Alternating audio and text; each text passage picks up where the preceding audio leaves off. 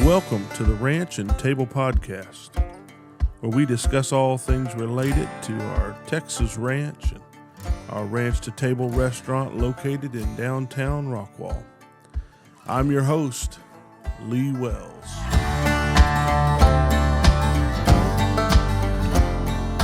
Welcome, everybody. I am excited again about this podcast today. I've got several reasons to be excited today. I'll introduce my guest here in just a minute, but a few housekeeping things just so everybody knows. Number one, I have been making upgrades to the studio, and you probably noticed new cameras and the lighting. I had a professional come in and help me set all of this. And then number two, today is the first episode that I'm going to have a professional editor do the editing on the back end and the production and all that work and uploading. And so all that costs money. So we have finally grown to the place where we can ask for some sponsorships. We've got enough viewers and enough people listening, and I appreciate all of that very much. But all of this does cost a lot of money to do and to do it well. And I don't do anything that I can't do well. So number three, that brings me to our sponsors. And so today I'm going to have some sponsorship ads in here, but instead of being hit in the face with an ad that's irrelevant or completely off tone from everything else that we're doing, I'm going to read it. I'm going to talk about it. I'm going to insert it into what we're doing. And so I hope this goes smoothly, and I appreciate your understanding. And I think that you're going to agree that these are very good people, very good products that I'm going to be talking about. So I guess we're just going to get started here, and thank you for listening to that, and thank you for being a part of this podcast. I appreciate you. Today's episode is brought to you by my friends at Sterling Tea, and so I'll talk a little bit more about them a little bit later, but I want to introduce to you my guest today, a good friend, a good man, a pretty good chiropractor from what I understand. I've not used him yet, but Dr. Marcus Tamez, thank you for being here, man. Thanks, Lee. I appreciate it. I am so glad. We talked about doing this several weeks ago. It's been several weeks, and then schedules and trying to get everything set up into the year, first of the year, all that. I've been looking forward to it. I really have. Hey, me too. Yes, sir. I'm glad that you drove out. Had some pretty good weather today, so you got to drive out to the ranch. Beautiful. Yeah, man, we set up here. I enjoy doing it here. It's kind of, I was going to do it when I first set up this idea. I thought about maybe doing it some other places. You know, you can rent studios, and there's other options that you can do. I've got other buildings that I lease and own, and I could have done it some other place in some other format. But I really like this one because this is kind of just right at home, and I've had a lot of comfortable conversations in this room now and sharing with folks. And so I'm glad you made the drive out. No, it's my pleasure. Thank you. Yes, sir. Well, I want to get into some things with you here. I've watched your business. I've watched you launch out, and I've watched you for several years. And people don't always know who's watching. Correct. They really are. It's surprising sometimes when you find out someone's been watching or listening to you. You know, I was just the other day, a guy walked up and he said, "Man, I've been listening to the podcast." I did not ever expect for that particular guy to be watching or listening to anything that I was doing. But he said, "Man, I'm caught up and I'm waiting on next week to come in." I was, sweet. That's awesome. You just never know. You never know who's listening. Never know who's watching. No, you don't. And I think, you know, especially in a small town, this was home. So you try to do good. You try to put yourself out there, and along this journey, you really have no clue who's either watching you or who's going to walk through your doors. Mm-hmm. And that's as a business, it's scary, but at the same time, it's exciting. Right. It's always fun to me to see somebody support you that you weren't expecting. You know, had no clue you knew who I was. Yeah, exactly. Yeah. And I was watching, and we'll get into this in a minute. I don't want to jump the gun too bad, but back in your Fox days and Sure. those, the sports stuff. I knew you were. I was watching some of that. That's hilarious. It was kind of cool stuff. Yeah. But yeah, I want to talk to you about the practice first. Let's get Yeah. right. I got to tell you first who this guy is. So we met officially probably at the restaurant eating burgers. Sure. Right. I think that's probably correct. And so you came in. We hit it off. I mean, you're just one of those guys that's, always kind and always just nice, just a nice guy. And, so opposites attracted, I'm not the nicest guy in the world. No, I'm just kidding. So, we got along well. And then, of course, it helps that you like my burgers. I mean, that always. Heck yeah, I love your burgers. It's Yes, sir. always a good thing, right? Yeah, the brownie too, and the ice cream. Of course. My wife and I both love that. Of course. Yeah. That's a crowd favorite. Yeah. I had some ladies in last night, and they got they were from Pennsylvania. Their family brought them in. They said they want something Texan. Okay. Well, I don't think you get any more Texan than Wells Cattle Company. Yep. And so then they got their food. They were liking it. Then they got the peach cobbler. Oh, yeah, And that one's good too. And she said, honey, this stuff right here needs to be on the Food Network. Nah, it's fine. We're having a good time. Sure. But yeah. So we got together, got to know each other, sit down and talked, and seen you in restaurants and around town, that kind of thing. But I've watched you build and launch out into your own practice. I should have called you doctor. I don't think I called No, you we're doctor not in the clinic right now. So I know, but we're friends. You just call me Marcus. I wanted to make a big deal about the doctor, because doctors want you to make a big deal about doctors. That's I would say that's a level of insecurity in my professional opinion. I agree. Yeah, we can talk about that. I agree. It's funny. I actually mentioned something today about that to somebody, but you've really, how long have you been there in your practice? We just opened a year ago. 1 year. 1 year. It's ridiculous. Yeah, literally January 2nd of 2023. Yeah. And great reviews. Yes, we hit at this point we're at 325 reviews, Google reviews. That's crazy. In our first year. Yeah. That's a lot. Yeah. That's a whole lot. Well, it was a whole lot a whole lot of fear. It was a whole lot of fear. It's when I first opened, it was the biggest risk it was a huge risk. The timing was not there. And of course you're going to have people in your life that tell you, oh, don't you think you need more experience? Or, have you ever ran a business before? Mm-hmm. Well, no, mm-hmm. But it was just a lot of all out massive action.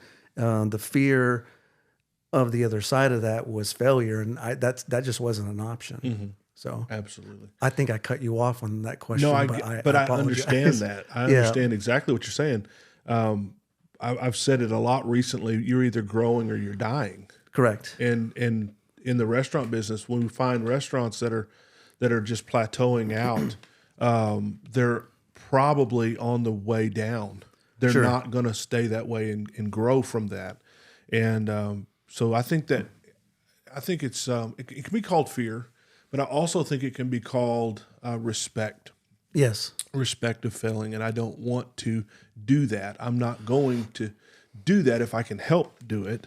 I'm going to do everything I can to succeed. And so you've been doing this a year. And I like how you I like your cheesy photoshopping. Can I call it that? Because we can call it cheesy photoshopping. That's a whole go. It's obvious that it's Photoshopped. Yeah, which is the joy of it, right? You're looking at this and you're like, it's done on purpose. There's no way Garth Brooks is standing in his lobby. Oh, of course it's not. I can tell. That's not even cardboard cutout. That's like cheesy Photoshop. Yeah, I like it. Yes, sir. I like it. That's fun. Of course, you got the bow tie look you go for, the real exquisite. There's a story behind that. Tell us. So one of my favorite movies is The Greatest Showman, and so if you've seen The Greatest Showman, so The Greatest Showman, and anyone that knows me personally knows that that's probably one of my top 5 favorite movies of all time. Rightfully so. And it had nothing to do with the music. The music part of it was, that was fun too, but it really had everything to do with the story. Now, I'm sure, with it being in Hollywood, there's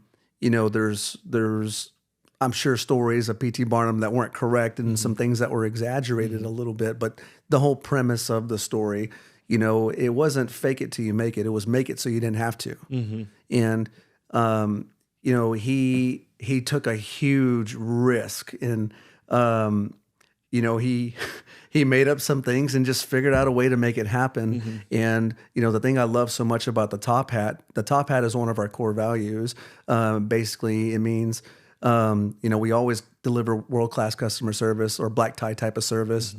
But the top hat is also, it serves as a reminder to me to always give your best performance, whether you're starting from the bottom or you're at the top. But you never forget when it is showtime, it's time to step out and it's time to shine. So that's one of the biggest reasons why we've branded our entire office. Basically, I mean, just is of the top hat, all because of the Greatest Showman. That's awesome. Sure. Yeah, and I get it. He was an innovator. Yes. He was doing things no one had ever done. It's one thing to take something that people have done and then make it good, make it great, or make it better or different. But to do something that no one's ever done before, that's never been a thing, and then you do it, and then all of a sudden now, it's kind of the standard of what others are doing. It's kind of my story as well. Really, nobody had ever. Not that I know of, no one has ever done whole ground beef. I was told not to do it. I was ridiculed for it. And whole ground beef, for those that are listening, is taking all the prime cuts and putting them into your hamburger meat. Wow. So the filet, the prime rib, the roast, the brisket, all of that goes into the grind. Well, old ranchers, for one, boy, they were hard on me. They're like, "You're stupid. You don't do that. That's disrespectful to those cuts of meat." I heard it all. And I thought, you know what? I'm going to do something no one's ever done before because it's going to be greater than anybody's ever had before. And I believed in that. And when I did, now 20 awards later in 5 years, all the things that have happened, which is why I wrote the book. That's why we're sitting here talking. Just because I love to talk to people who have done things that no one's ever done, and they've done them in a different way than it's ever been done.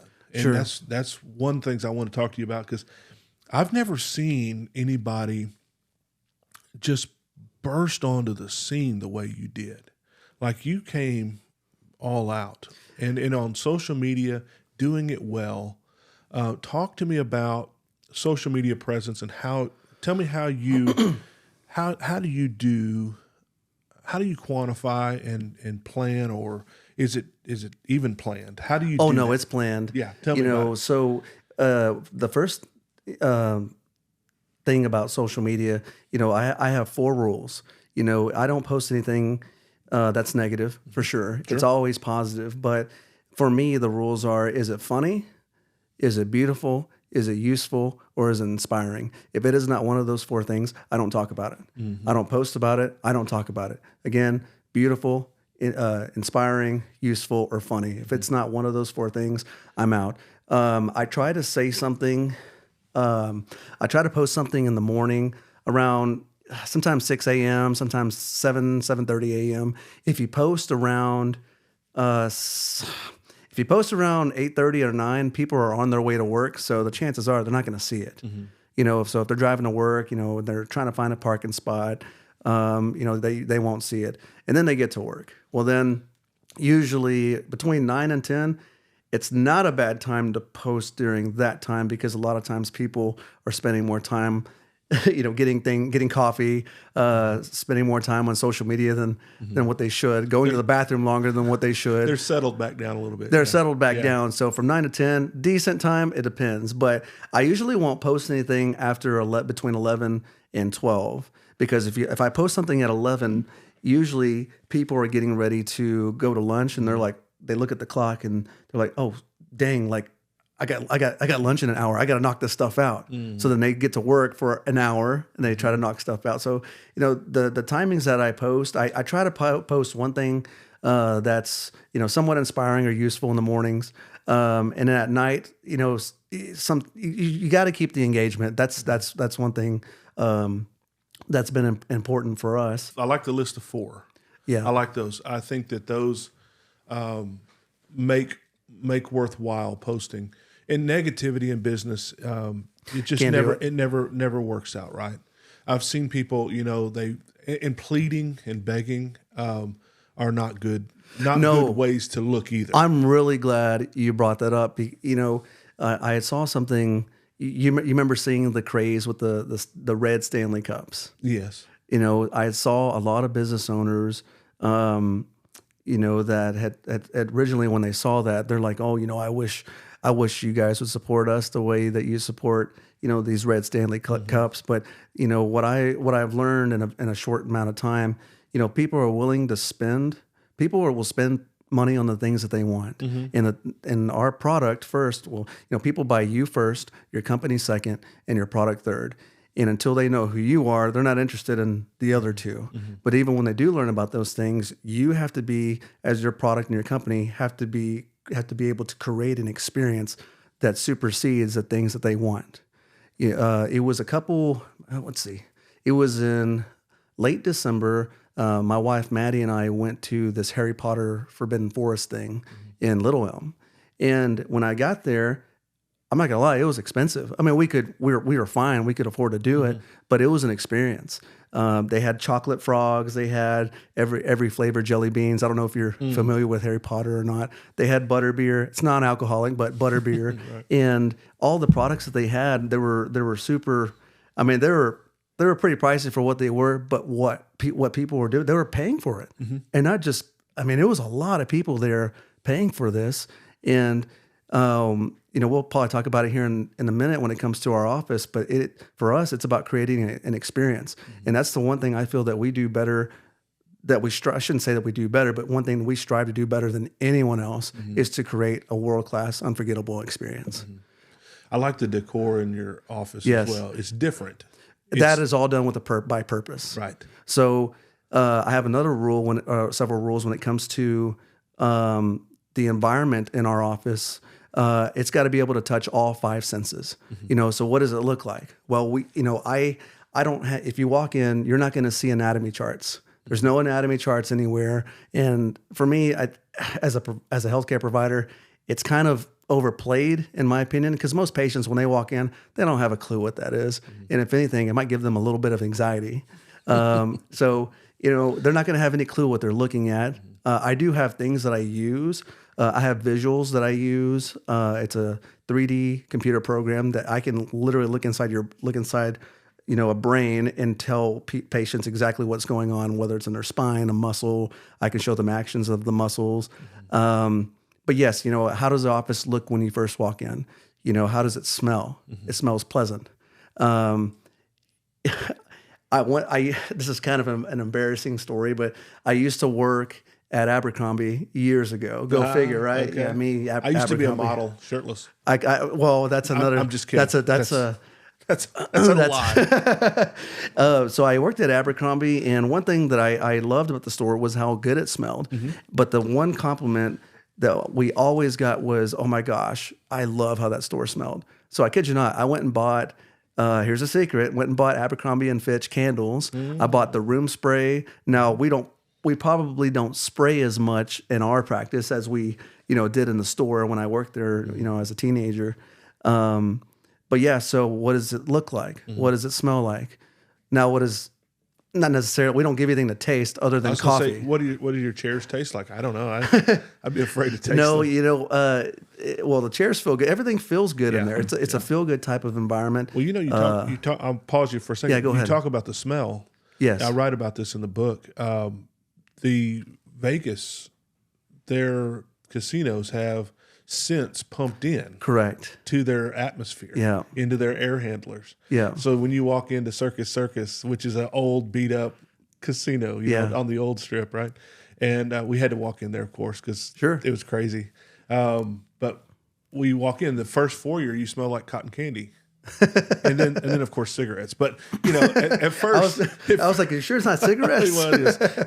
It's very strong. But you first get this hint of cotton candy there. Well, we walked into these others, Caesars and various others. We walked through all of them the days we were there, and I paid attention because I knew this, and I hadn't written the book yet, but I knew, and I was paying attention to the different smells, and there's something about it. There's something about that whole environment. Go ahead. Tell me what else.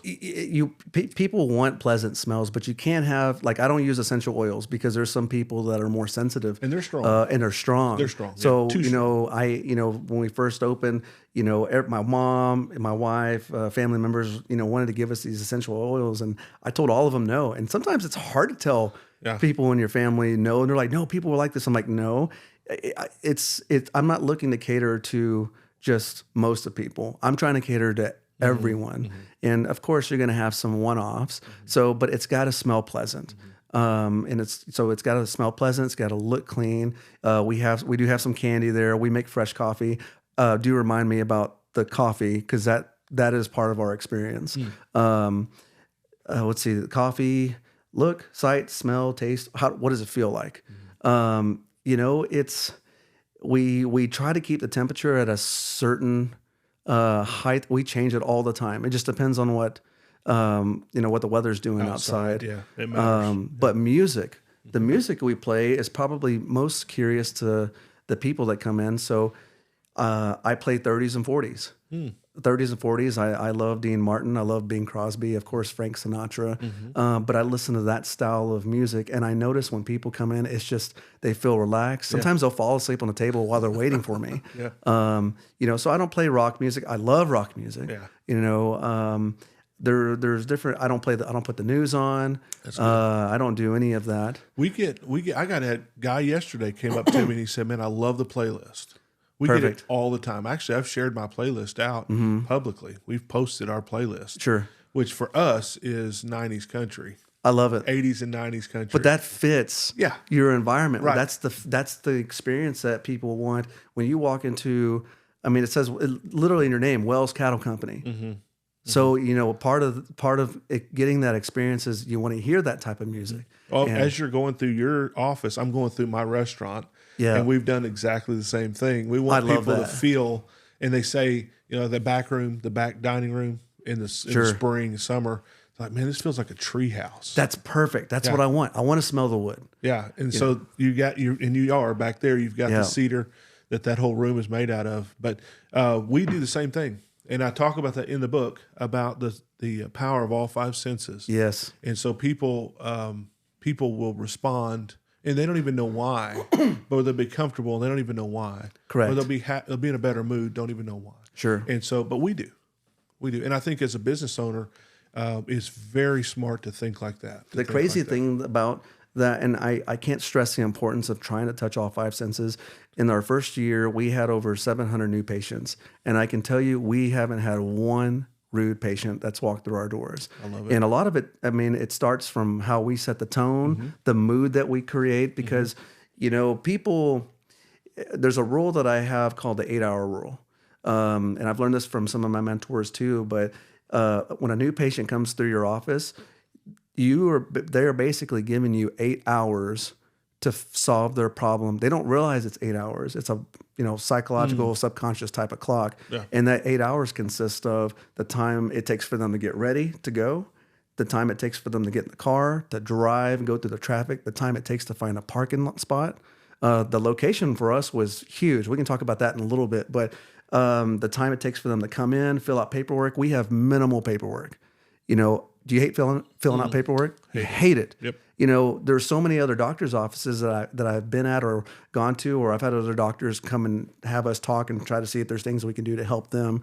And it's too much paperwork. And a lot of the paperwork is redundant. And a lot of the paperwork, dude, don't ask the patient what kind of bed that they have.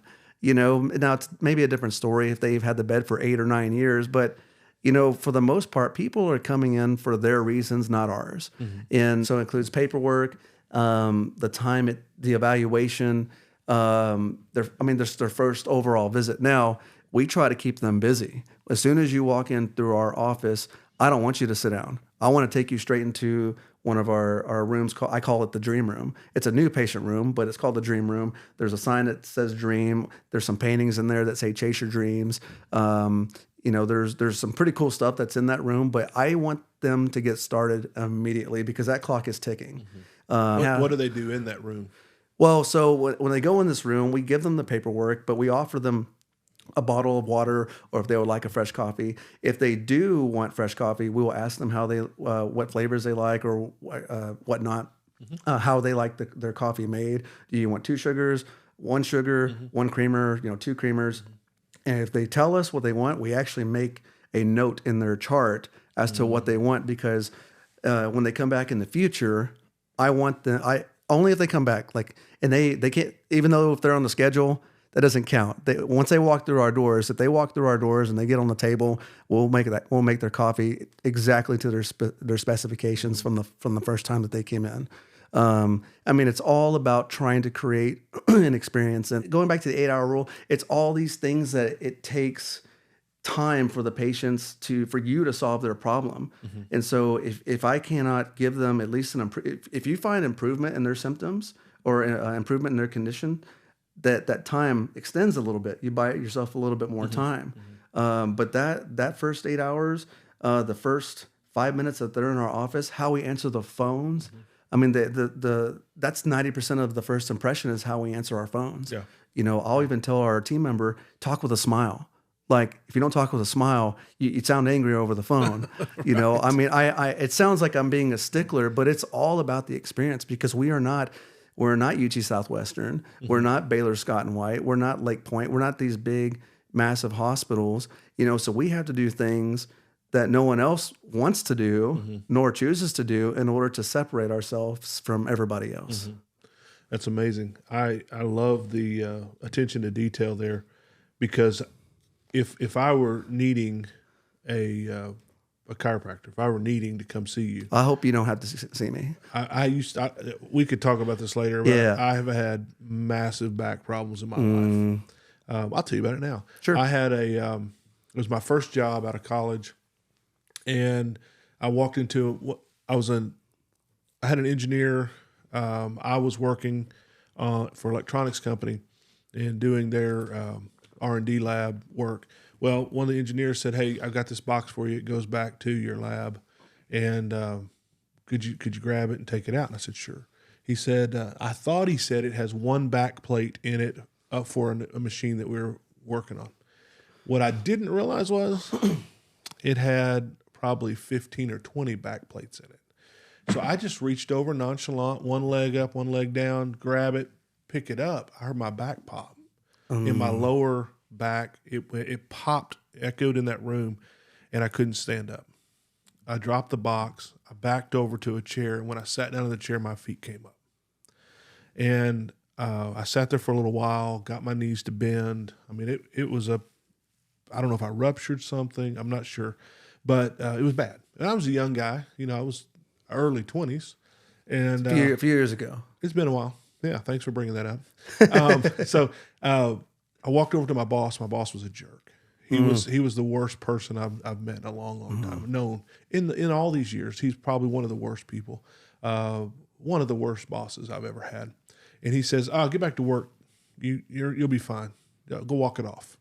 And I said, "No, I'm telling you, I'm here because something happened. Something loud happened, painful." He said, "Man, just get back to work. You'll be fine." And so I did, and struggled through the day. When I got home, my wife's an RN. My wife's a nurse. How about that? Yeah, mine too. She was at Parkland at the time, putting her time in, and she saw me and she said, something's not right. She get in the car, and took me to the ER, to the clinic.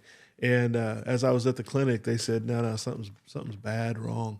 And so they put me right into workman's comp, paid for, some treatments. Well, they did the TENS unit and stuff on my back. It didn't help anything at all. Not that way. And so I just pushed through.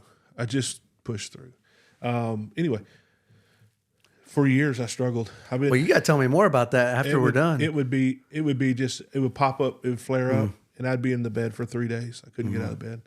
I've been, I couldn't get out of the bed to go to the bathroom, kind of that kind of a deal. And so I know you worked with Buffington and y'all worked together, right? We did not work together. You've We seen each other. Yeah, I've seen so him in your office or we something. he is before I opened, he had reached out, and he offered some help, and he along with him and Dr. Jay Humphrey, Yeah, two cool dudes. right. They were both super helpful and wanting to help us. Well, they've been around. Succeed. They've been around the block. They've been around the chiropractic block a while. Yeah, so and fortunately for me, I mean, I had really great mentors. I mean, when people see, you mentioned earlier, where did this come from? How do we just show up in a year? I mean, this was years and years of preparation. That's what I planned on, and I knew years ago when social media, I had to build, try to build some sort of social media presence, and it wasn't to take advantage of people or anything like that, but I knew I had to put myself out there. It's networking. It's networking. So I used to be terrified of people. And so I got my job with Fox when I was 17 years old. And that's a really funny story. So don't let me forget to talk about that. But Tell it now. Tell it now? Tell it.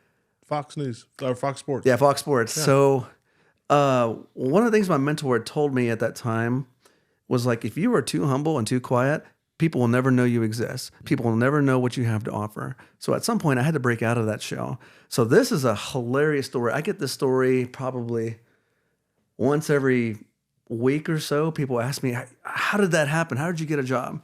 So I got to be careful how I say all of this. So I used to work, there was one of my dad's best friends. He used to do security for the Cowboys. Okay. So this was in the old Texas Stadium. Okay. And so he asked me and my dad one day, and at the time I was in high school. I think I was 15 or 16 years old. And he was like, hey, do you guys want to go work some Cowboy games?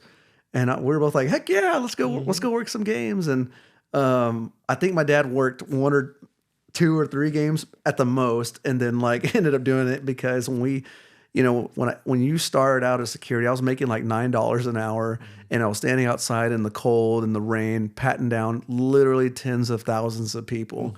And, they gave me a little wand, and, I'm, wanding people and whatnot. And so I want to say that season, I had to have been 15 years old, 15 or 16. I can't remember how old I was at that particular time, but I did one season of security.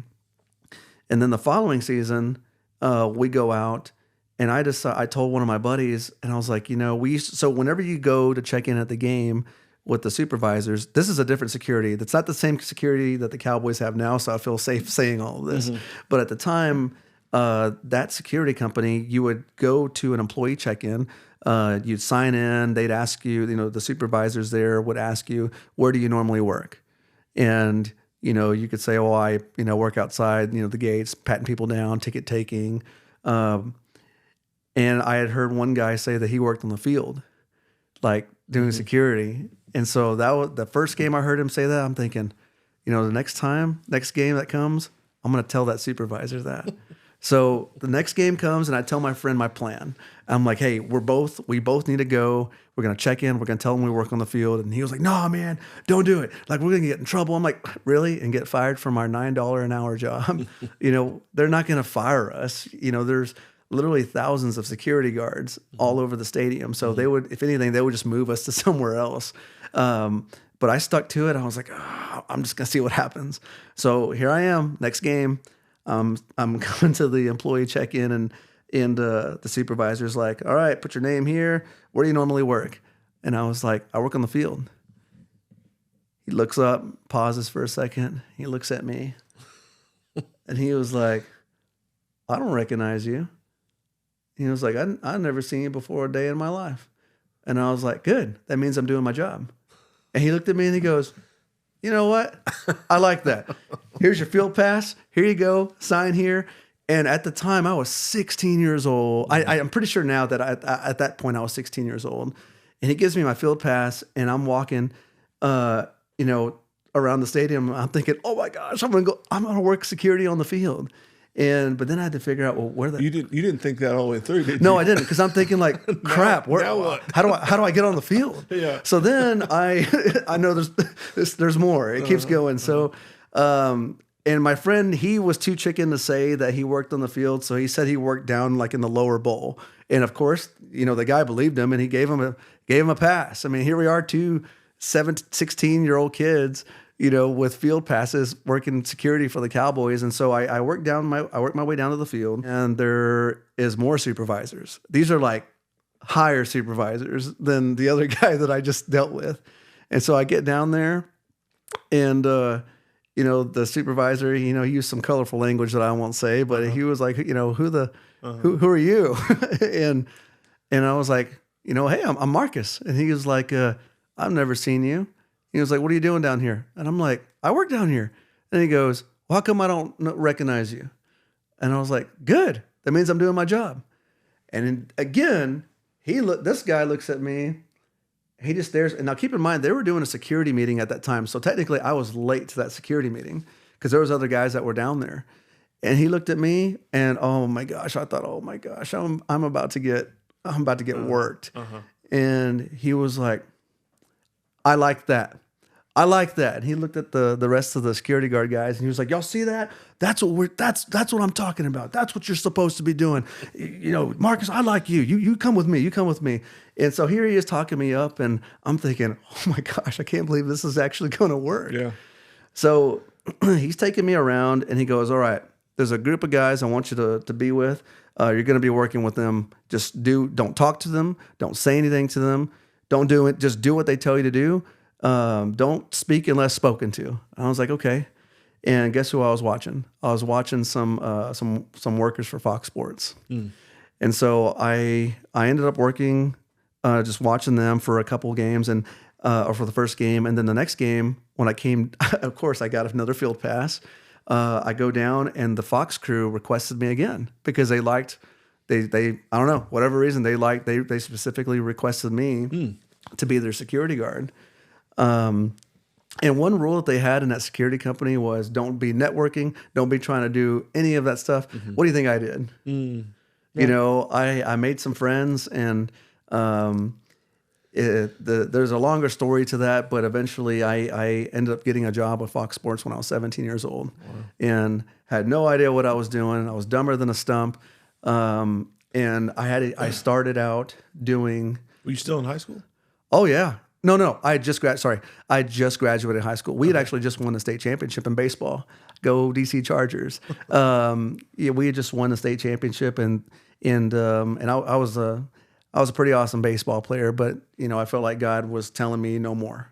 So that was a hard thing to give up. But 3 months later, here I am working in television for Fox Sports, and that was always a dream of mine to work in sports broadcasting. Like, oh my gosh, every guy's job. Right. But when I started, I started from the bottom. I mean, I was learning how to fold. Like, I was learning about what each cables were. I didn't know what SMPTE fiber was. I didn't know what TAC-12 was. I didn't know what coax and triax, DT, and all these different types of cables were.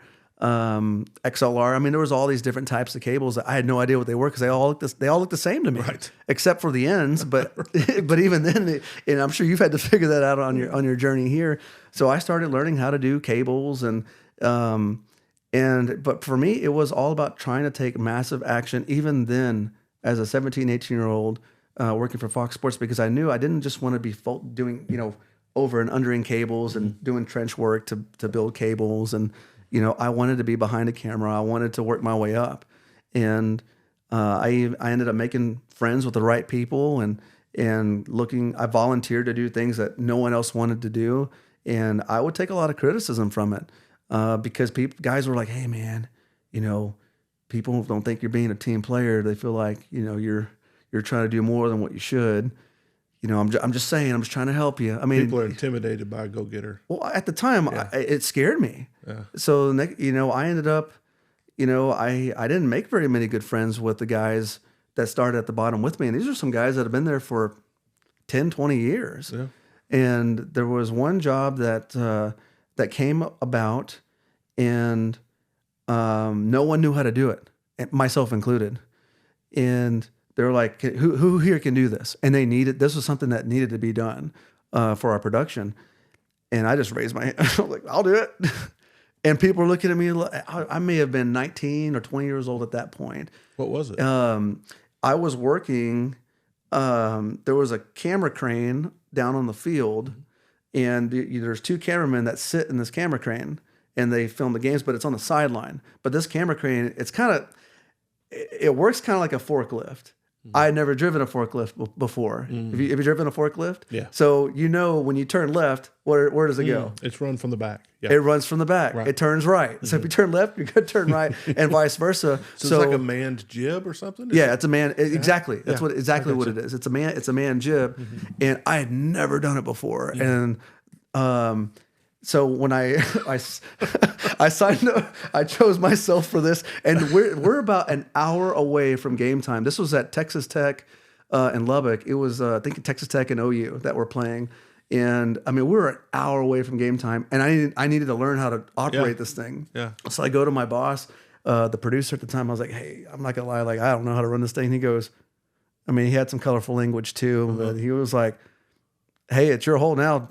Go figure it out." And so I grabbed a couple of the camera guys, and I was like, "Hey, we need to go out here." So here I am doing test runs with this camera crane, going down the sidelines, and it wasn't as easy as you thought it would be. But the thing is, like, as soon as a play goes, or as soon as a play finishes, wherever that ball ends, I got to get there.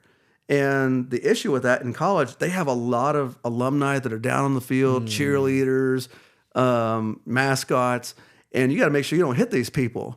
So that was a crazy first experience, and eventually I worked my way up into doing some camera stuff. Did you ever have to run that machine again? Yes, I did. Yeah? Did you become the man for that? I became that for a little bit, but I wanted more. And there was a trip, and there was a trip we had. We were doing OU versus A&M, and this is in Norman, Oklahoma. And Fox said, I was at school that day, and they told me, "Hey, can you be at the airport at this time?" And I'd drop everything I was doing, get to the airport, and then I'd fly to wherever it was they told me to go for the weekend. And but this weekend it was in Norman, and I get there, and there's one producer that was there with one of my mentor type of friend that was he was meeting with him, and we were having breakfast, and so it was just them two sitting at the table, kind of like you and I. So I thought, oh man, that guy's important. Like I want to go try to get to know him. So I went over to introduce myself, and he looked at me, and he basically told me to go away, and again in a very colorful language. And I mean, it was so terrible what he said to me. I was so mad at him. But I didn't say anything back to him. I wanted to, but I bit my tongue and was like, I don't want to burn any bridges. I'll just keep to myself. Well, later, a couple weeks later, we get called to another game, and I get on the airplane, and guess who I'm sitting next to? That producer. Yeah. And I mean, this guy had a lot of power, and I mean, literally, our seats were together, and I'm thinking, you've got to be kidding me. So I'm like, well, I got my organic chemistry book, I was studying at the time. And he sees that book, and he was like, "Why are you reading organic chemistry?" And I was like, well, my goal was to be a doctor, we'll go to med school and whatnot. And he was like, "You're too smart for here." And I was like, no, like, this... Whatever, we chatted it up, but he ended up apologizing to me eventually about what he said. Good. Now, Super Bowl, I don't remember which Super Bowl it was. It was in New York. Maybe it may have been 9 or 10 years ago, but it was in New York. He was bummed because normally he was one of the main producers for the Super Bowl, but he was stuck with me doing the United States Women's Olympic national team versus, I don't remember if it was Brazil or who it was, but the women were playing a friendly in Frisco. Well, several hours later, he gets a call saying, "Hey, you need to get to New York. We need you for the Super Bowl." So he basically was leaving a vacant role for this particular production that we were doing with the women's team in Frisco, and he was like, "Crap, I need to find someone to do this." So in about an hour, he took me into the production truck. And it was like, what do you know about any of this equipment? I mean, imagine walking in and you see all these keys, just like you have, but a whole line of them and screens everywhere. Yeah. And I see these things and I'm thinking, hey, I see one thing. And I was like, I know what that is. And he goes, how do you know what that is? It was a vectorscope. I learned about it in physics. Right. And he was like, how would you know what that is? And from that point on, he was like, okay, let me just try to teach you how to do this. And so I was basically it was almost like Photoshop on the go, but on television, but live television. You're editing, each frame, the darkness, the gain, the color, different things that we were editing. But I had to learn it within, an hour or so. Same thing, just like the other thing. I had it about an hour to learn how to drive the camera crane. So in television, the one rule we heard all the time was the show must go on. And if you ever got an opportunity to do something that would help you work your way up, you had to say yes. And if you didn't say yes, you would stay at the bottom. So at that point, that's how during my time there was how I worked my way up and tried to learn my way of networking and being willing to take risks and things of that nature. That was a long story. Awesome story. So you might find this interesting. People who've listened to the podcast will know this, but I built a TV truck a few years ago. And ran my own. Did you really? 7-camera fiber-based HD system. I did that for several years. I sold that company to Open Wells Cattle Company. That's amazing. Yeah. So we had a full Black Magic system at the time, Black Magic design, and they were the most integrated system I could buy. Sure. And so I had smart lenses. Iris and color control, all of the light controls I could run from the switcher. Correct. And all that was pretty advanced. It was all HD. It was right before 4K became affordable. Sure. 4K was out, but I wasn't paying for it. And everything was fiber based. So we even ran our audio back over fiber, which did a really nice. So you ran audio over fiber? That's a newer technology. Yeah, and so it was on a service channel. And that's amazing. What that does, if you know audio, is it decouples you from ground and all of your interferences. And so we were doing some cool stuff like that several years ago. So I had a 16. Had no idea. That's crazy. Had a 16-foot enclosed trailer. I built into when we get done, I'll show you some pictures. Yes, please. We ran all kinds of interesting things, conventions, and we ran iMag, the big screens that people watch. Then we also recorded down and stuff like that. So it was a lot of fun. We enjoyed facts. I never knew about Lee Wells. Right. That's pretty cool. Yeah, I've done quite a few things. This is I'm on my 10th company right now, starting. That's amazing. So I've done a few things. Let me take a break if I can. Yeah, go ahead. Today's episode generously sponsored by my friends at Sterling Tea. Did you know that Rockwall is home to an international tea blending facility? We have tea rock stars right here in Rockwall. I don't know if you know this, but Sterling Tea buys tea from all around the world, and then they mix and blend, and then they send it back out all over the world. And so some of the main large name tea sales companies they supply tea to, and they supply our peach mango and our unsweet black tea at our restaurant. We've actually won awards for having best tea at our restaurant from People's Choice Awards, and so that's through Sterling Tea. Some of the best restaurants in our area use Sterling, and people are interested in using it, buying some. They have all kinds of flavors. They'll set up a tasting for you at your restaurant if you want to serve it at your restaurant. Just go to sterlingtea.com and talk to Brenda and her staff, and they're great people. I can honestly say the best tea I've ever had. So we appreciate them sponsoring this episode today. That tea is special. I have people say it doesn't even need sweeteners. It is so good. Actually, what they do is they blend all these things together. And I'm not a tea person. Like, I don't know how to make it. But they've got all of the different stuff, that the flowers and the different kinds of stuff that they make it. and when you brew it, it becomes that peach mango flavor, and so it is so clear, it's such a crisp, clean taste that it's really amazing. People say I don't want sweetener in that. That's just so good like it is. So I got a whole long story. Some of it's in the book about Stu, Brenda's husband, and how he talked me into doing it years ago when we first got started. But that's a decision I've never regretted. I love it. Yeah. They're great folks, really great folks.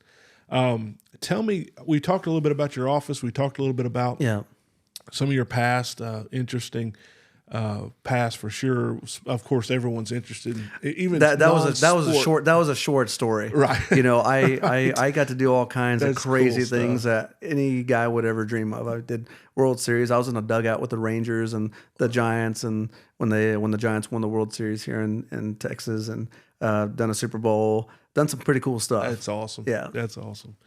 Tell me, you're 1 year in into your practice and into your business there. Tell me what's your next step? What's the future? I know you're going to keep doing what you're doing, but what does 5 years out look like to you? And what do you see you becoming from where you are? That's a great question. My first one thing that I believe in is that businesses don't grow, people do. Mm-hmm. And I believe first in taking care of our current. We only have one team member. It's just she and I, and we do have some massage therapists that are there, but they're there by appointment only during the hours where we're not treating. But as far as growing, we would love to have multiple clinics, but I'm not interested in doing that until we get this first one where it needs to be first. I think the one thing that's missing in healthcare is just I hate when I walk into an office and nobody greets you. Mm-hmm. I hate when I walk into anywhere and nobody greets you. You should always have a welcomer there as soon as somebody walks into your place of business.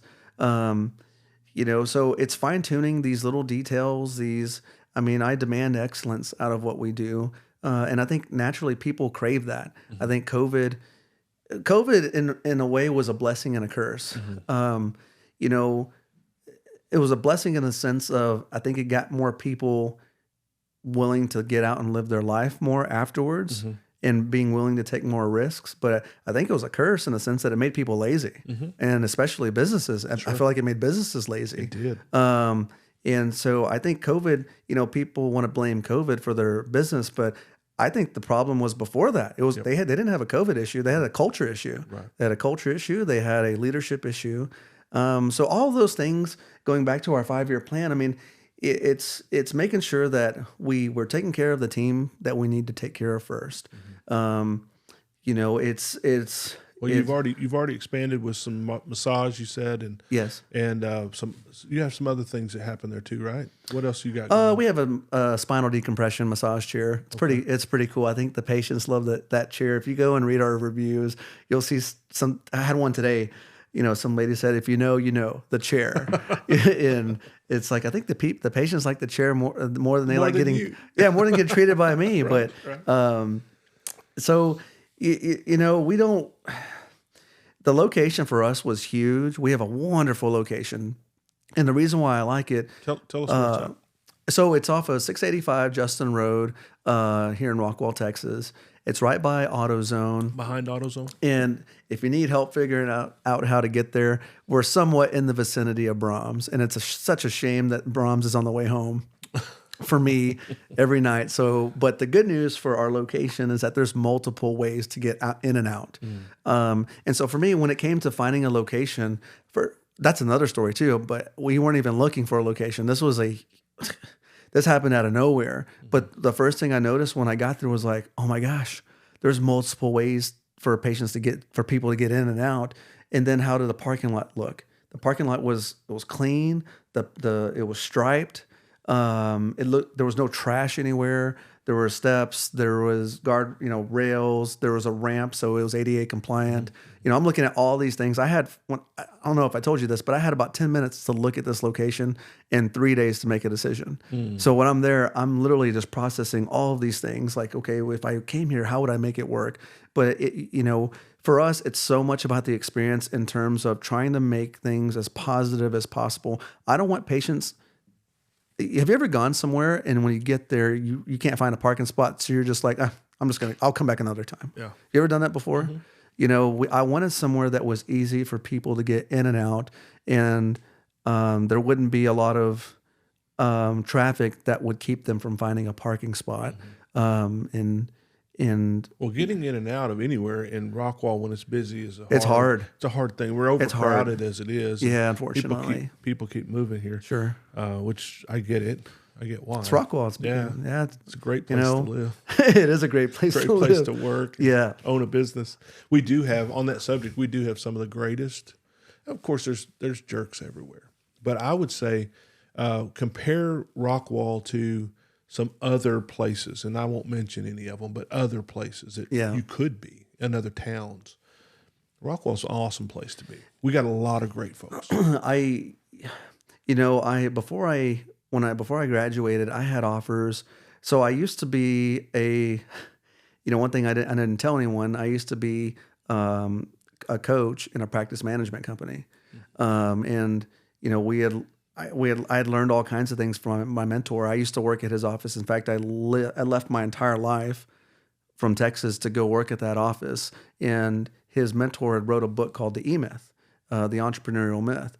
But when I went up there, I learned all kinds of things in terms of just, how to run a business. And this was before I went to school. But when I lived over there, I met doctors from all over the country, and a lot of them had made really substantial offers for me to move my life. It was a lot of money, and it was hard to turn that down. But here's what I knew. I knew that I wanted to eventually build my own practice and have my own business, and there was no other place I could think of doing it except for Rockwall, because the community that we have here, even as it continues to grow, I still feel like it's such a tight-knit community, and I have never seen any other town or community support small businesses the way that Rockwall does. Right. We've had major corporations come here and fail. That's crazy to me, because people were willing to support small businesses. Well, talking about COVID, we had people come to us and say, "Man, you're on our schedule. We're going to be here once a week till we get through this. You can count on us." People said stuff like, I had a guy, I've mentioned this before, but a guy came up to me and said, how's it going? I said, it's good. He said, well, if you get to a place where you need an interest-free bridge loan or something like that, let me know, because I got you. I don't know where else you're going to find people quite like that. No. It's amazing. And when I say thank you to Rockwall for our awards and for our the success that we have, we couldn't do it without them. No, there's no way. And I don't know that we could do it. We could do well, just like you could do well. You take your process, you take your philosophy that's working well, take it anywhere else, it will work. But will it work like this? I don't know. There's places I could take a burger restaurant that I know wouldn't work quite like it does here.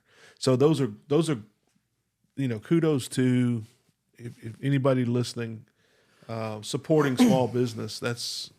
We appreciate it. Yeah, it's the scariest thing in the world to take that risk, and the tough thing about that risk is you can ask, like I asked my mentors like crazy. I was wanting them to hold my hand through the whole process of starting it, and you really don't know. At some point they can't answer all these questions for you.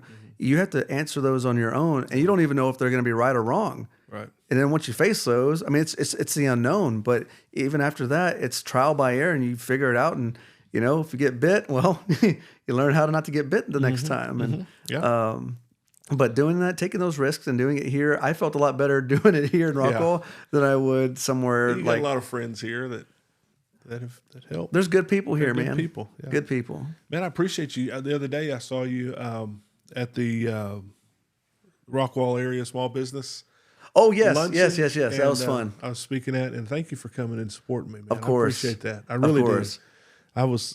I've been speaking for over 20 years, and I was a little nervous that day because that's a whole different atmosphere. It is scary for me. This is nerve wracking.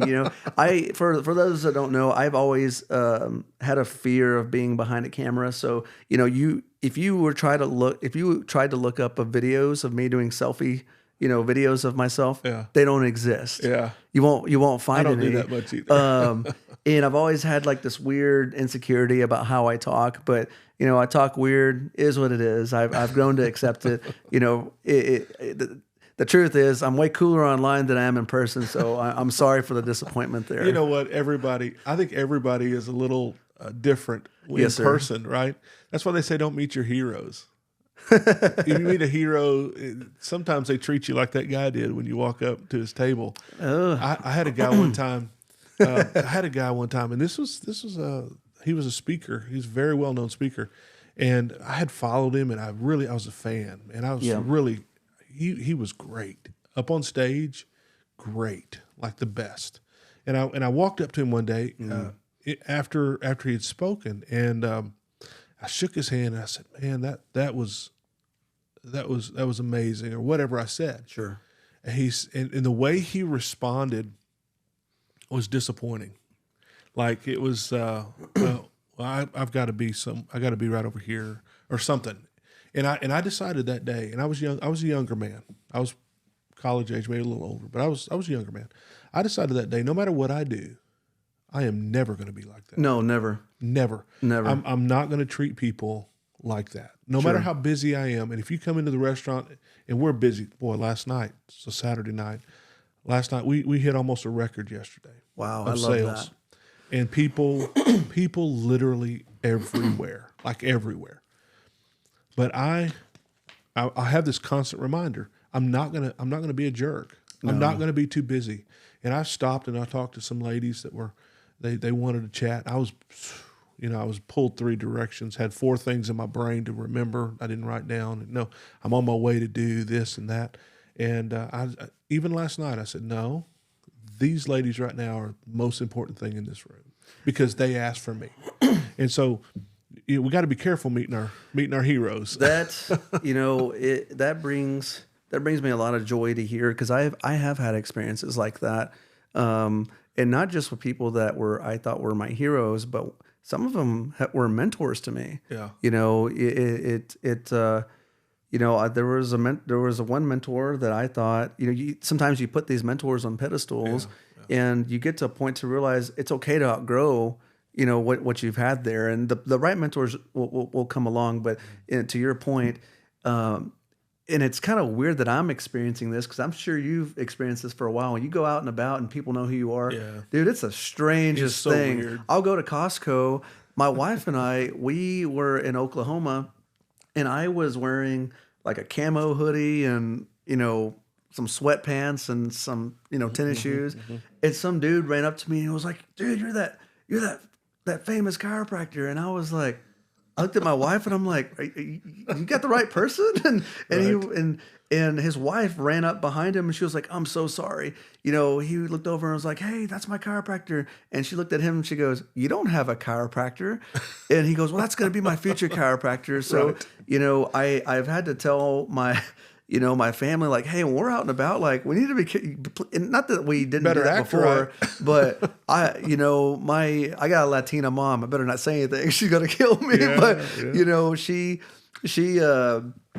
she demands excellence out of every place. This is all the places we go. But I sometimes have to tell our family, like, "Hey guys, remember, like, people know who we are now." It's kind of scary. So you really have to pay attention. One of the very first times I had this happen, we had just opened up, and when we opened with a pretty good bang as well. Yeah. We sold tickets to our soft opening and sold out in a few hours. I mean, it was pretty cool. And I was at Sammy's. Sammy was my last guest on. He was on 2 weeks ago at Sammy Pizzaghetti. And we were sitting at Sammy's eating, and I heard, I don't know if I mentioned this, I don't know if I told the story when he was on or not, but I'll tell it again. I heard these ladies in the corner booth over there by the kitchen say something about Wells and something about burgers. And you know how your ears kind of yeah. tune to your own name, right? You're listening and not even know you are. And I heard Wells, and I perked up, and then I heard burgers. I stood up. This is so dumb. I stood up. I walked across the room, and I said, "Did I hear Wells Burgers over here somewhere?" And they said, "Yeah. What do you know about that place?" I'm like, "It's awesome." They're like, "Really? You ever been there?" I'm like, "Yeah, that's the best burger in town." And then they said, "Who are you?" I said, "I'm Lee Wells." I don't really want to do that anymore. That could have turned out really bad pretty quick. If they weren't I think it's happy. awesome. Yeah. No, that's awesome. But I was where was I? I was at somewhere the other day. People need to know this too about me. I really need to wear my contacts more. I really can't. I can see up close fine. I can see to drive, but distance, I guess it may be age. Distance, I'm not as crystal clear. And so I had somebody the other day. They're like, "Hey, I saw you at the restaurant the other day. You looked right at me." I'm like, "Bro, I'm sorry." I'm like, "You were a blur over there in the corner. I didn't recognize who you are." So yeah, we have to be on our best behavior. You never know who's watching. One of my first memories of you, I don't know if you remember this, but Jared Gwines had a Christmas party at Shenanigans. Yeah. And you remember that year they're giving out awards. Never forget. I went there. Nobody knew who I was, but I went there, and I wanted. This is before. I don't even think I had started school yet to be a chiropractor. Was that 18 or 19? He did it 2 years in a row. Well, maybe I had just started school. I don't remember. Yeah. If it was those 2 years, it was one of those 2 years. Yeah. But I remember going there because I just wanted to be around other business owners, even though I wasn't one yet. But and I saw you, man. You won like every award that night. You and Sammy both. And to me, it that doesn't happen by accident. It's people see how much you care about others in the community beyond, your business. And that relates to people. And also, you just being your normal everyday self and being who you are, people buy that. They don't buy someone that's polished, but that was one of my first, I think that may have been my first memory with you, other than the one time I came into Wells. But that first time at that Christmas party, I was honestly scared to talk to any of you guys because I was like, I have no business. Let me tell you the rest of the story. Here. Let me tell you my side of that story now. Okay. If it was the first year, if it was 18, okay, that was the first award we ever won. We'd only been open 4 months. Oh. I knew I was nominated. They did a first round, and then they did a second round for final. Okay. So they did first round for nominations, gathering nominations, and then the second round was the finals. Well, I knew I'd made it to the finals, but there's a couple burger places that I did not think in 4 months we would ever win. And when they called my name and they said Lee Wells, Wells Cattle Company, and this may make me less of a man to some people, I had a tear in my eye. I was blown away. I was shaking. I was blown away. Because, the Rockwallian was a legit poll. Like, that's a legit group of Rockwall only people, Rockwall County people. They limit, you have to be Rockwall or not. Correct. And for them to vote us after just 4 months of being open, it still gets me now, today. Because, of course, we won the next year, and then COVID happened, and we didn't do that anymore. But we won both of those best burgers. We've gone on to win. Every year we've won consecutive in every poll. There's everyone that I know of. There may be one out there I don't know about, but sure. We counted them up the other day, and we just hit 20 awards in 5 years.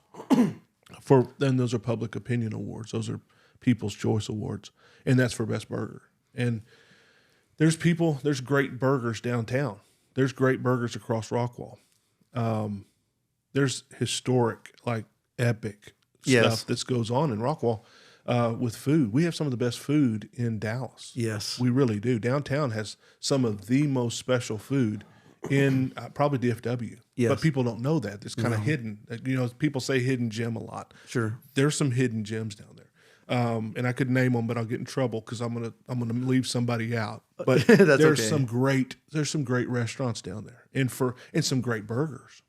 And to be able to have that and hold those titles like that, man, it's just, I don't really even know how I'm supposed to react. You know what I mean? I don't know how I'm supposed to act. That's honestly how we've reacted this first year. I mean, and to me, when I see people, when once every few days, someone asks for a recommendation to a chiropractor, and it is the strangest thing when you start seeing all these people tagging you. And that's another thing. If people tag you on that, and you're on the rock wall, and if you're a business owner, if they tag you, you better respond to them. You should. You should respond to them. I try to respond and take my time and say something kind to everyone that says something, because literally these are people that have taken time out of their day, whatever it is that they're doing, to recommend us. It means so much to me. And, you talk about bringing a tear to your eye. I'll never forget when we first opened and going back to The Greatest Showman. You remember that time when he goes up to the ticket booth to his ticket taker, and he goes, "How many tickets have we sold? How many did they sell? 3. And he's like, 3? And he was like, "Well, who are they?" He turns around. It's his wife and 2 kids. One of the first days that we were opened, I saw 5 people for free. Some of them were family members. One was a pastor, and at a local church. And I didn't feel right about it. There were some tough days. There were days I would sit in this one little corner, and I would sit there and ask myself, what have I done? But you have to remind yourself, like, I know God didn't just make all this stuff happen for no reason, but then there's other days where you're like, you can't even take a break, and it's wonderful. But Yes, sir. the biggest thing for me, if I could tell anyone, you have to take all out massive action, and it can't stop. Once you put your foot on the gas, you cannot break. And the only way you should retreat is when you are trying to prepare for an attack. For us, it's all out massive action. I have to do this. And it might rub some other, chiropractic offices the wrong way, but they're not paying my bills. They can do the same thing. They can do the same My thing. mom said, "You got the same clothes to get glad in. You can go do your own thing and do it just as well if you want to." I've had someone come into our practice and be like, "Hey man, don't you think you're going a little too hard right now? I'm just letting you know you're going to get burnt out." And I looked him straight in the eye and I was like, "Man, I've been like this since I was a kid." And knowing that I'm married to my wife and that we're got a baby girl that we're expecting, all I can think about right now is how can I provide for my family. And not just that, but the more people that we're able to serve, the more people we can help, and the more we're able to help people of the future. For me, I have to remind myself that every day that I slack off is another day that someone is having to suffer. For 10 years, I was in school and I slept on my pillow, with tears in my eyes, wondering if I had what it took to be a doctor, wondering, do I go to med school or do I go to chiropractic school? That was a hard decision that I had to make. And then once I make it, am I even going to be a good doctor?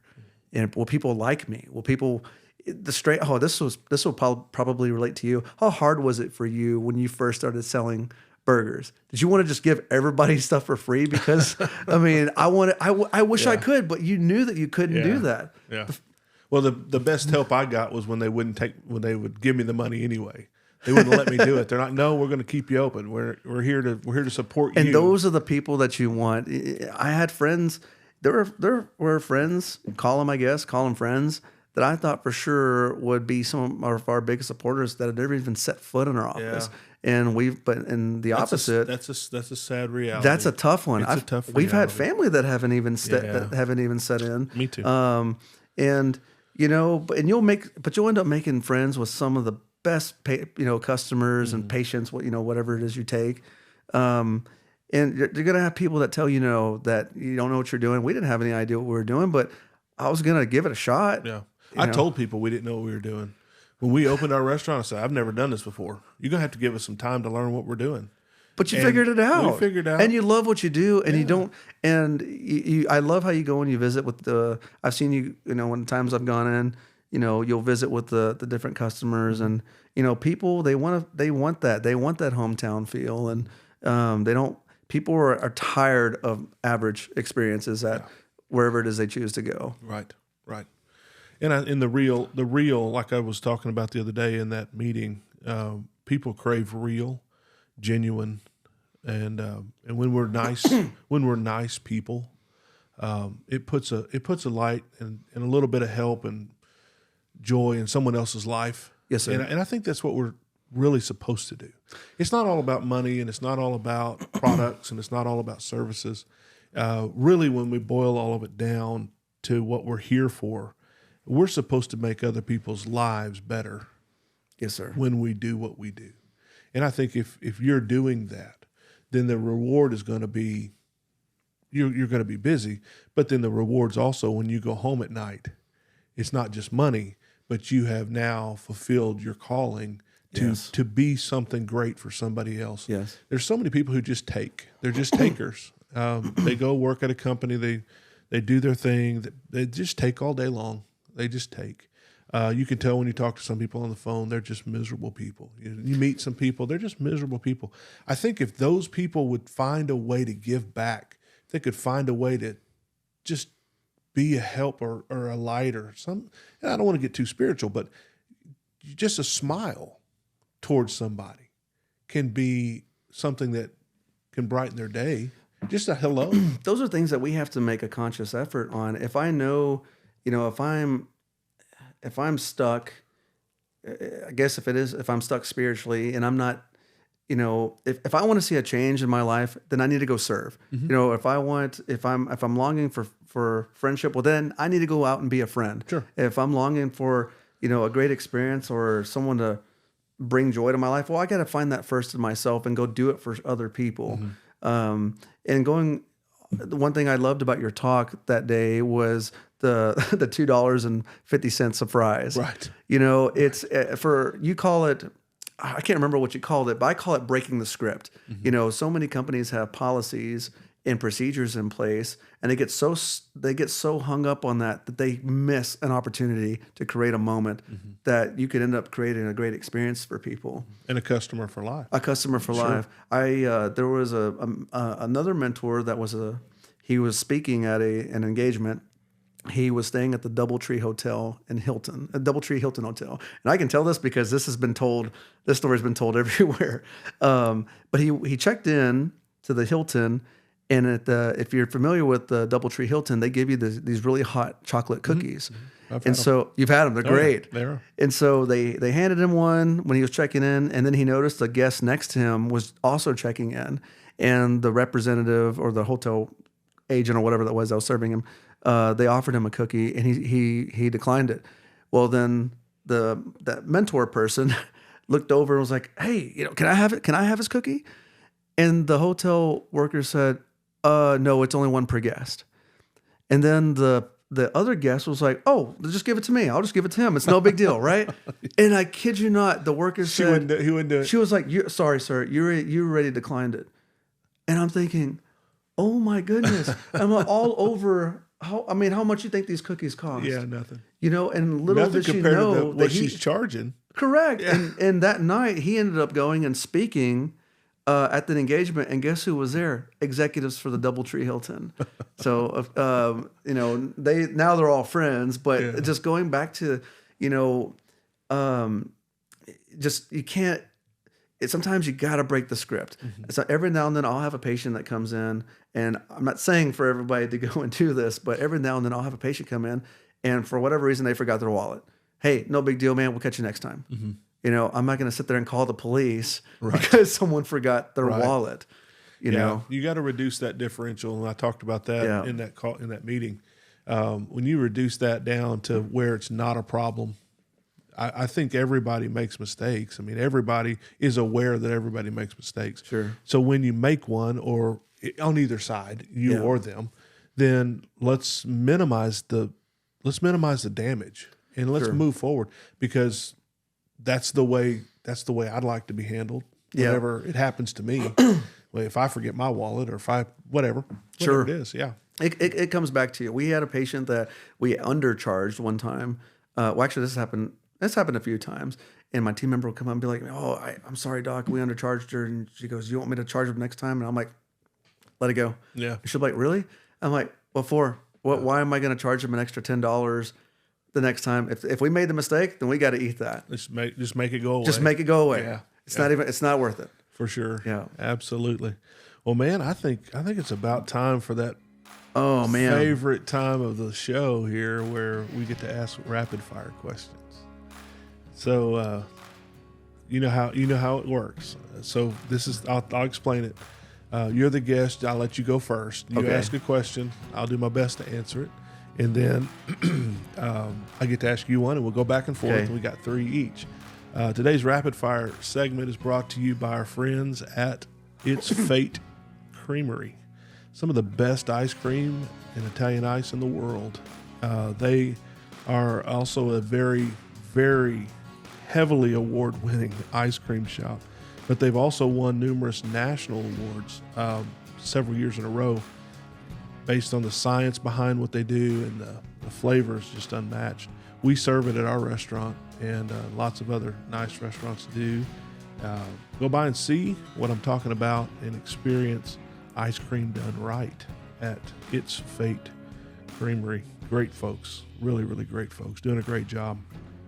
Glad to be partnered with them, not only here on the podcast, but in our restaurant. The same with Sterling Tea. We're glad I can say whatever I want about them, and it's true because I'm not making it up. Because I've had great relationships with both of those companies for years and continue to. So your turn. Let's do it. Okay, Batman or Superman?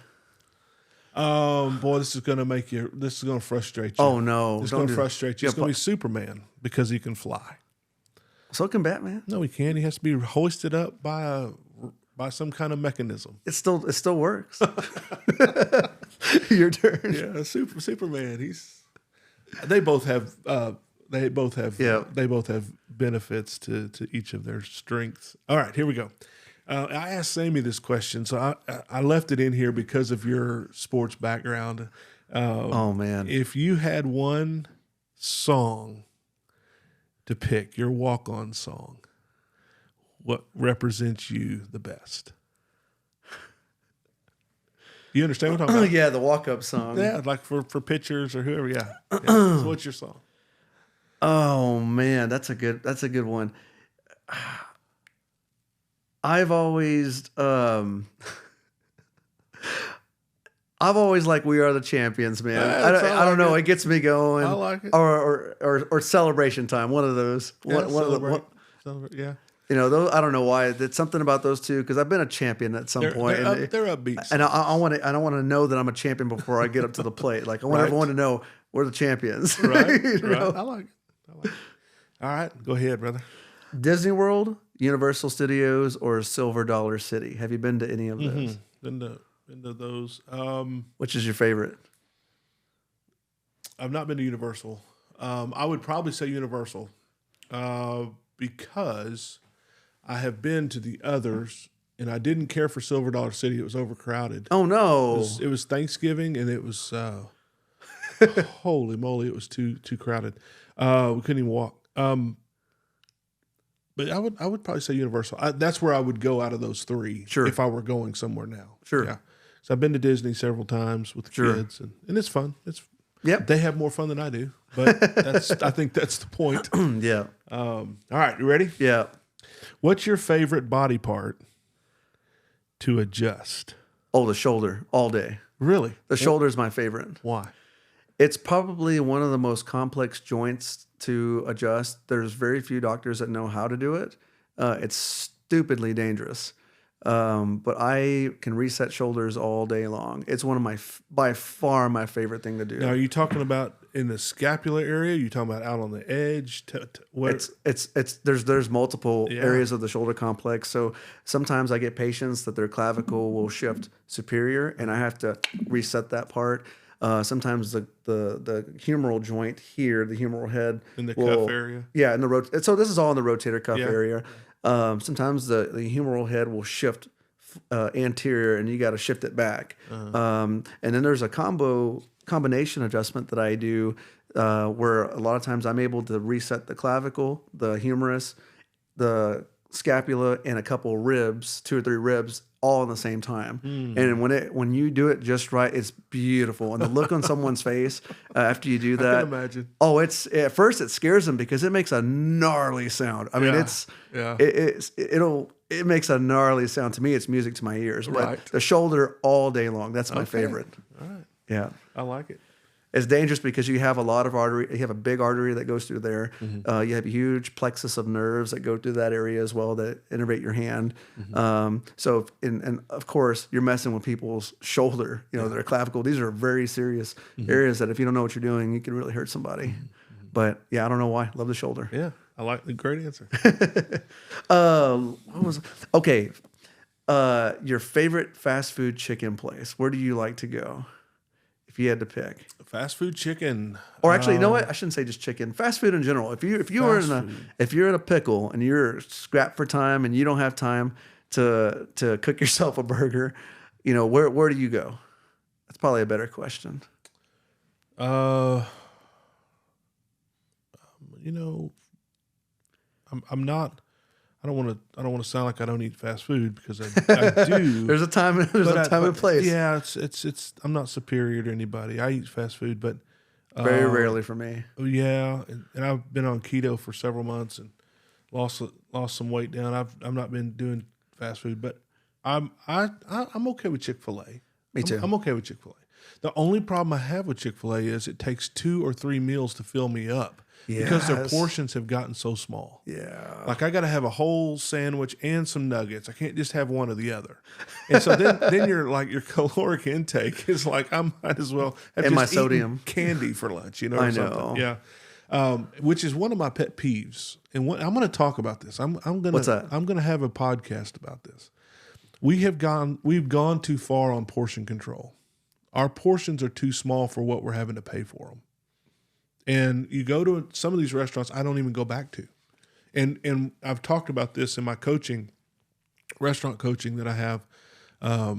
It's the hardest thing to get feedback on is portions.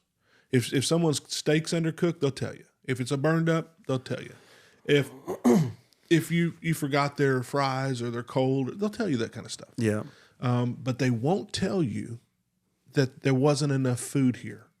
That's the hardest thing to get feedback on from a restaurant as a restaurant owner. But I almost posted, I backed it off of Facebook. I almost posted a couple times recently that we've got to pay attention to our portions. I may still do it one of these days. I can't figure out how to do it right. But portions have to be right, and they're not anymore. No, I've noticed that too.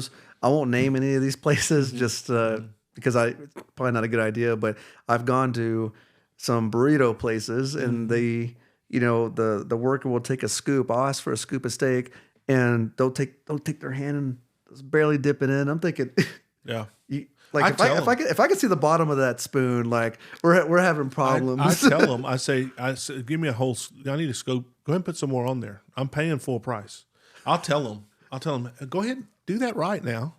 Do it right. I'm eating lunch here. My favorite is when they do it with the rice. Like I'll see them take the spoon and a little thing of rice. I'm like, you all right, man? Like right. if I upset you, right.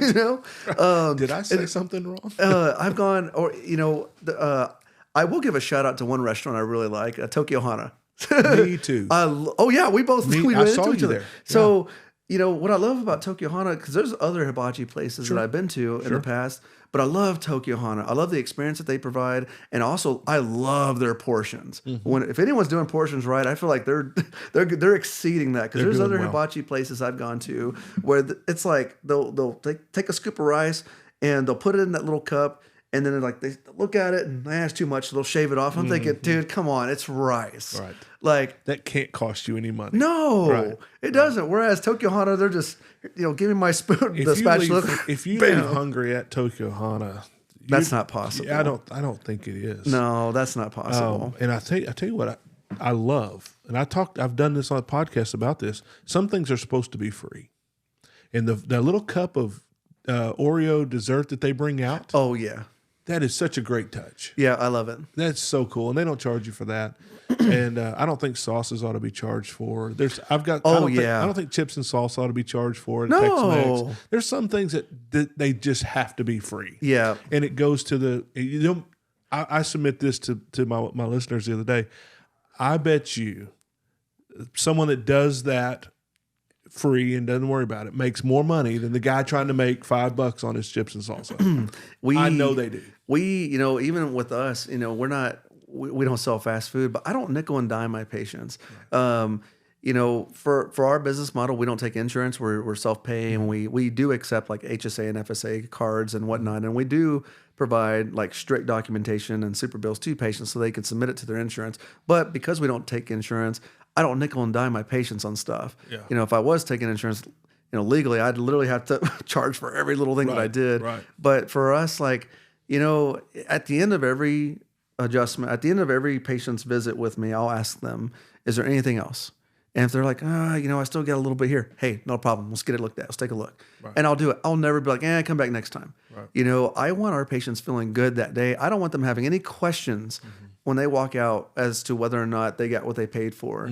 And especially when you throw in some extra things, they appreciate that so much. And my gosh, they'll go and tell anyone and everyone about their experience. And going back to your first question, how do we take off so quickly?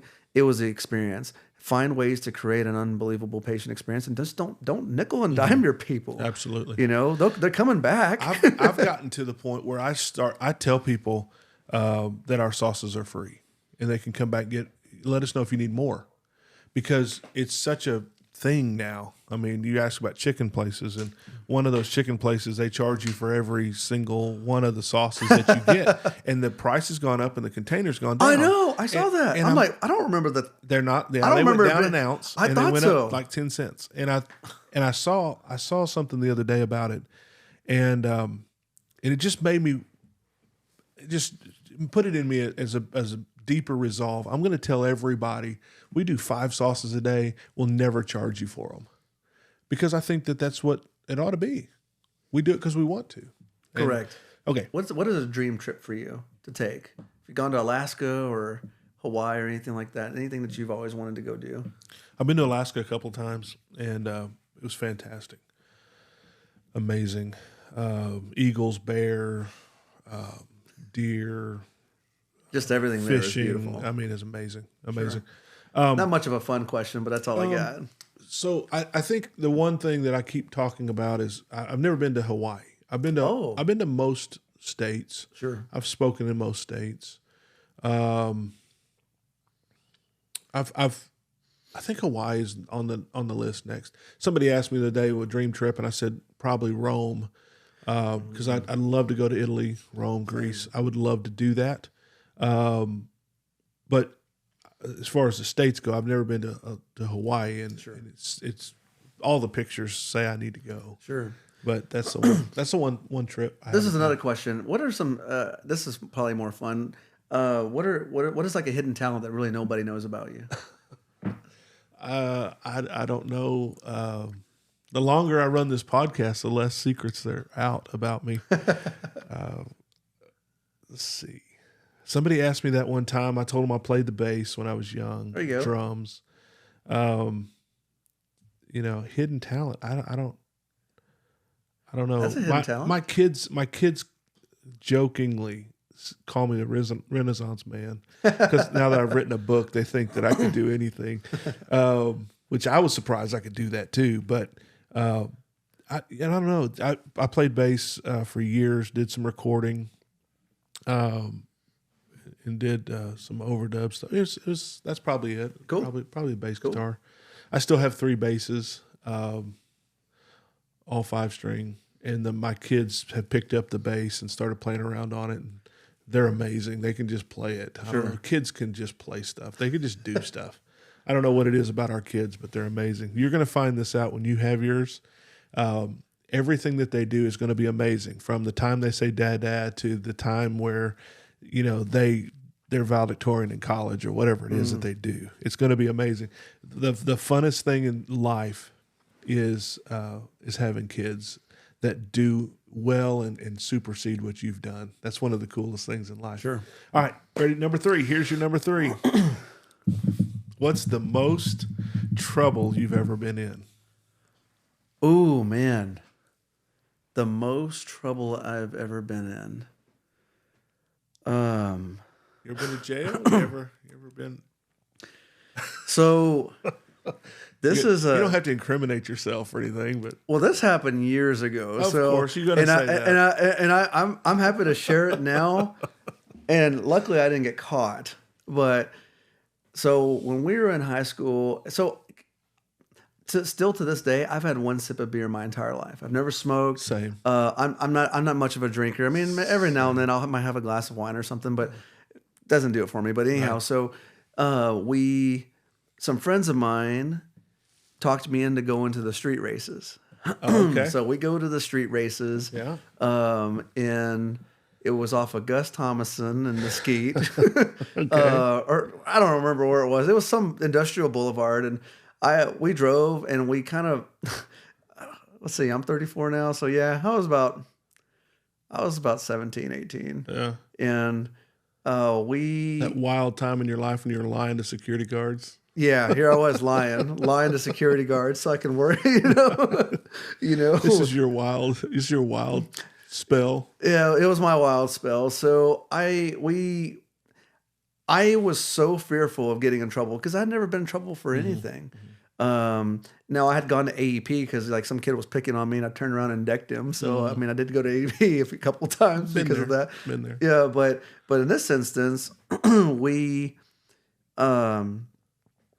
get to this area, this industrial boulevard area, where everyone's going to be racing. And of course, people were like, they're racing each other. I wasn't racing because I didn't want to wreck my car. We were just there to watch these kids. I mean, people were being idiots there. And I decided, well, let's go park our car. We found like this warehouse and we were able to like get the garage open and park our cars in there, totally breaking and entering. It's okay. This happened years ago, but It's okay, Mom. sorry, Mom. And I've already told law enforcement friends about this story. And so, well, next thing you know, this thing starts getting raided. I mean, there's cops everywhere, and I'm thinking, oh my gosh, like, what am I gonna tell my parents? I'm going to jail. Like, I'm just thinking my life's over. So we hide in our cars in this warehouse, and we waited for hours. I mean, there was kids getting their cars towed, and I mean, there was a lot of cop cars there. So we were waiting, looking out the windows, waiting until the coast was clear. And at this point, it's probably 2:30, 3 o'clock in the morning. And it's like, man, we need to get home, right? Or our parents are going to have a cow. So we get in our cars and we're driving on I-30. And next thing you know, I see this flash of light in front of me. And I'm like, what was that? And then I see the flash of light again. This time it's coming from up there. And I look to my buddy sitting next to me, and I'm looking at him. He's looking at me, and we're thinking, no. Helicopter? It was a helicopter. It was a police Spotlighting you? spotlight. Well, there was a group of us. We were all driving in a line, and they put their spotlight on us. And then I'm thinking, oh my gosh. And we looked in the rearview mirror, and there was police lights everywhere. But they were far, far, far, far back. And so we got scared. We turned our lights off and punched it. And we all took different exits, and none of us got caught. Were they coming after you think? We think that they followed us that we were like the leftover stragglers coming out of the street race. So we think that there was a helicopter flying around to see if there was anyone else that was going to come out. That's what we think happened. Yeah. And when, it was the dumbest thing I've ever done in my life. And I'm thinking my life's over. And, nothing ended up happening. But come to find out, funny story, one of the guys that was with us didn't drive his car that night. And it turns out apparently his parents were the pilots of that helicopter for Dallas PD. And we don't know if they knew who we were or if they were just trying to scare us. We don't know. But we never admitted to it or talked about it. And now that it's been like 14 years or whatever, no one cares anymore. Right. But that was probably the dumbest thing I ever did. please don't do that. Right. You're not going to win. Yeah, you don't do this that. is before social media. Right. And, one time, since we're sharing, one time. Might have to have your editor edit some of that out. Right. No, he won't. Please don't judge me. He's gonna make that the highlight clip that goes on social media. No, one time, me, my brother, and my wife's brother, my brother-in-law, before we were ever married, we were running around being kids, high school, and they were doing a lot of construction out off of the loop out here in Greenville, and they were redoing one of the main roads.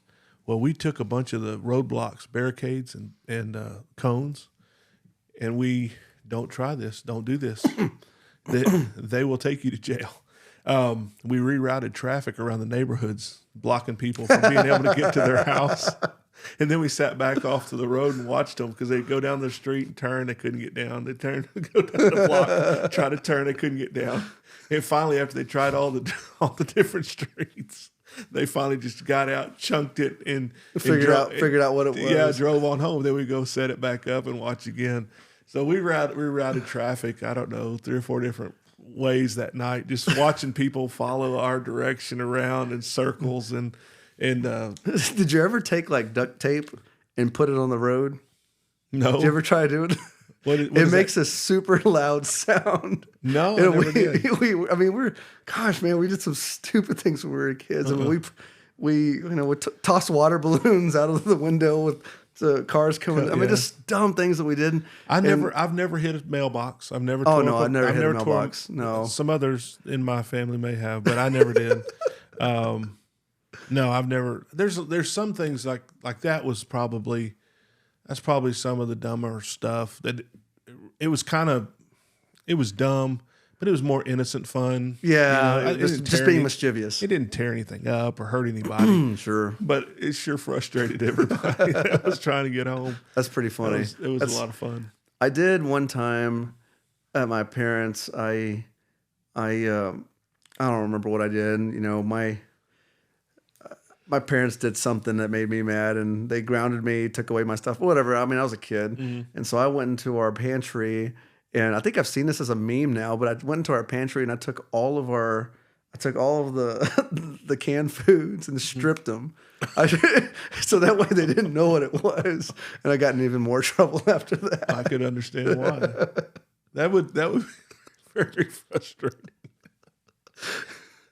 Yeah, that would be frustrating. So hopefully, I hope not. You don't ever have a disgruntled employee and does that to all your ingredients. Right. That'd be bad. That'd be bad. Well, the thing is we get 4 trucks a week. We don't have that much in storage. Oh, gotcha. We have to have so much coming in. We don't in such a small place. I don't know if. Oh shoot, I didn't think about that. Yeah. Oh man, this has been fun. I appreciate you coming out and doing this. And my pleasure. Down, and it's been great. If you're listening, you don't have my book out, book yet, LeeWellsOfficial.com. Come down to the restaurant, eat with us in Rockwall.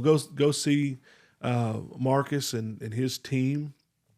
Tell them the name, your website, your address. Tell them where they can find you. So we take walk-ins. I will never turn a patient away. We're open Monday through Saturday. Our website is www.invite. That's ENVITE, chiropractic.com. So invitechiropractic.com. Phone number 469-314-1885. Again, we're open Monday through Saturday. We take walk-ins, appointments. It would truly be our pleasure to serve you.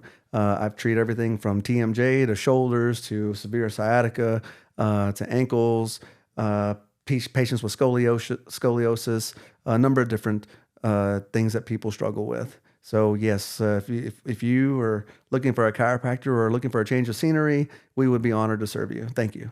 That's awesome. And you're right behind the AutoZone in Rockwall off of Justin Road. It's 685 Justin Road, Rockwall, Texas. Justin hits, is that Goliad? Yes, correct. So it's Goliad, right in front of Heritage Christian Academy. Yeah. So pretty close to there. I got you. People can find you from. It's not very far from Wells either. I take the back way to get there. That's right. Yeah. Well, it's always fun to sit and talk with a friend. Thank you. And thank you for having me. Yes, sir. Thank you for the great talk and the stories. Tonight, this episode is brought to you again by Sterling Tea and its Fate Creamery, two of the very best in their industries, and right here in our area. And I'm Lee Wells on the Ranch and Table Podcast. Until next time, we say adios, farewell, goodbye, good luck. Good night, guys. So long. Chase your dreams.